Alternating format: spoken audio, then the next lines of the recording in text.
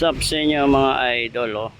Kung familiar kayo dito sa lugar na to mga idol, ayan, may 100 pesos ka dito sa pa-challenge ko mga idol. Kung familiar kayo dito, ayan, sa lugar na yan, so magtatanim tayo ngayon dito mga idol ng 100 pesos. Kung sino man mapadpad dito sa lugar na to mga idol, may 100 pesos ka. Ayan, so ilalagay natin ngayon sa plastic yung 100 pesos na itatanim natin. So kukuha tayo ng 100 pesos. Yan. So ito mga idol, 100 pesos yan mga idol. Yan.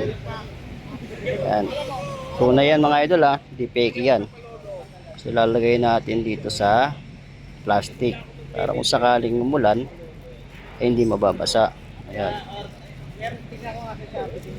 So ibabalot natin ngayon yan mga idol, ha. Wait lang mga idol.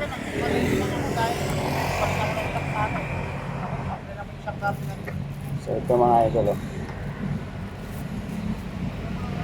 Abre, isa magkapera, one time na to eh. One time lang. Akin na yung gamit. So yung mga idol, may 100 pesos tayo dito, nakabalot na plastic. So yan mga idol, binalot natin. Sa mga gusto magkapera dyan mga idol, may 100 pesos dito. So ito yung lugar mga idol, oh. Ayan. Ayan. Kung 100 pesos na ito mga idol, tatanim natin ngayon ito kung saan pwedeng tanim. So ito mga idol, hanap lang tayo ng pagtataniman ng pera. Ayan. So kung sino man makapadpad dito sa lugar na to mga idol, may 100 pesos kayo. So dito natin ilalagay yung 100 pesos mga idol. Dito sa bato na to mga idol. Iangat lang natin to mga idol.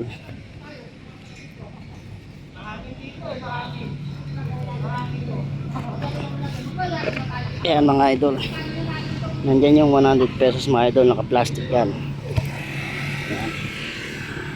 Oh, sarili tayo. Wala na mangyayari dito. Yan, kung sakaling makakapadpad kayo dito mga idol, nandyan yung tinanim kong 100 pesos. Ayan.